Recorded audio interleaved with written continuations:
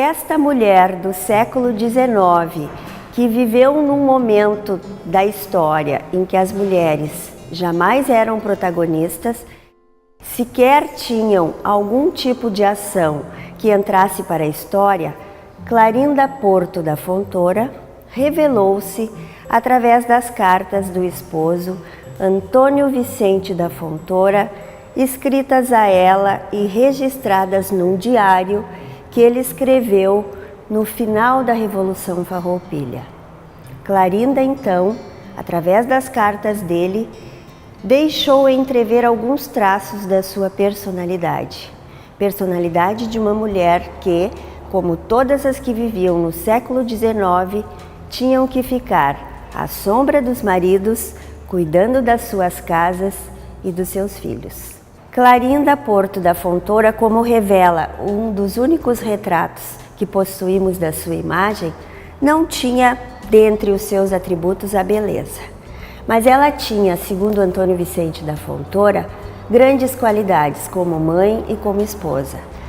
Numa de suas cartas, que ele inclusive ilustrava para mostrar para ela os lugares onde acampava pelo Rio Grande, nas tratativas, do final da Revolução Farroupilha, nestas cartas ele se referia ao carinho com que ela, por exemplo, confeccionava as camisas que ele usava, que na Revolução já estavam rotas, devido ao grande tempo, em que ele estava longe de casa, e que essas camisas, mesmo rasgadas, mesmo muito já desgastadas pelo uso, ele não as queria substituir de jeito nenhum, porque as camisas feitas pela Clarinda tinham aquele toque, do amor e do afeto, e eram muito superiores a umas novas que ele tinha adquirido em Bagé.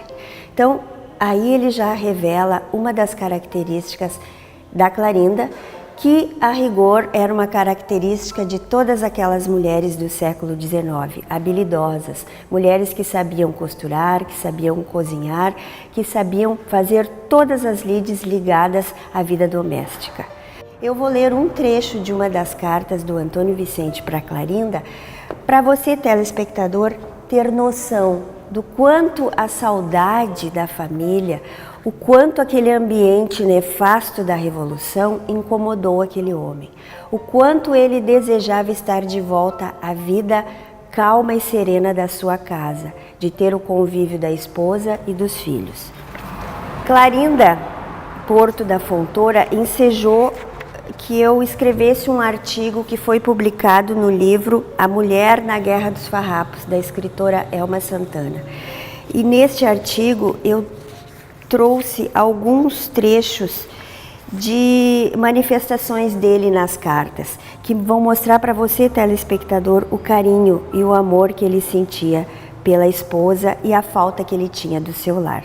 É hoje dia de ano bom e eu estou ausente de ti e de nossos queridos filhinhos. Isso ele escreveu em Sarandi, no campo de Canabarro, no dia 1º de janeiro de 1841. O interessante das cartas do Antônio Vicente para Clarinda, que ele não deixa entrever só a saudade de casa, dos filhos e da esposa.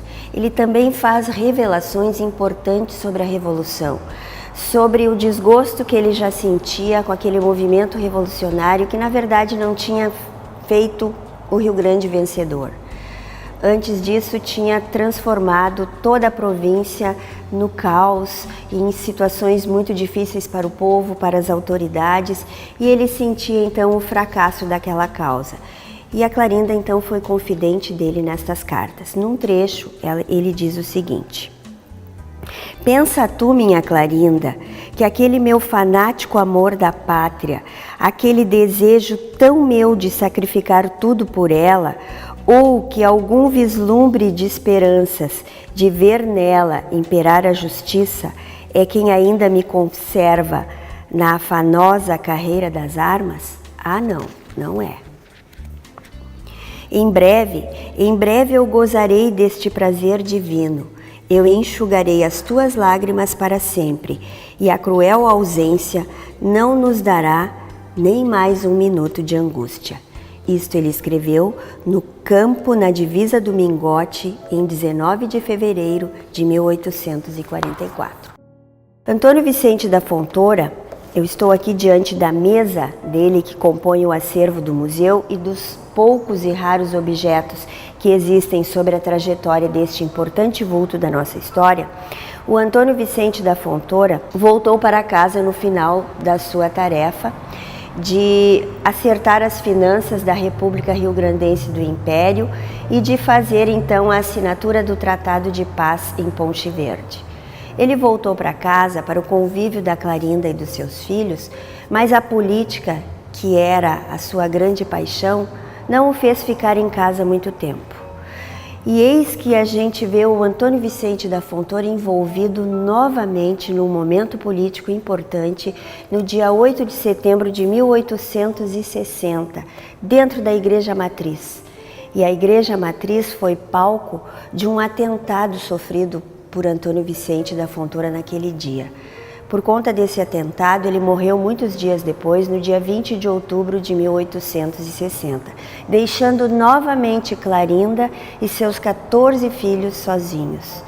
Clarinda ainda viveu, depois de Antônio Vicente da Fontoura, 17 anos. Ela morreu em 14 de abril de 1877.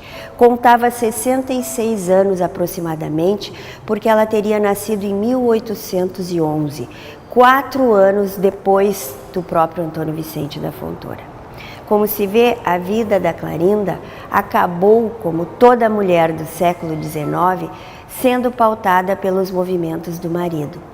Mas esse marido nunca pensou que as cartas que ele escreveu com tanta saudade e com tanto carinho para sua esposa virariam cartas de amor e de história e permitiriam que hoje nós pudéssemos conhecer um pouco dessa personalidade que se chamava Clarinda Porto da Fontoura. Até o próximo Minha Cidade.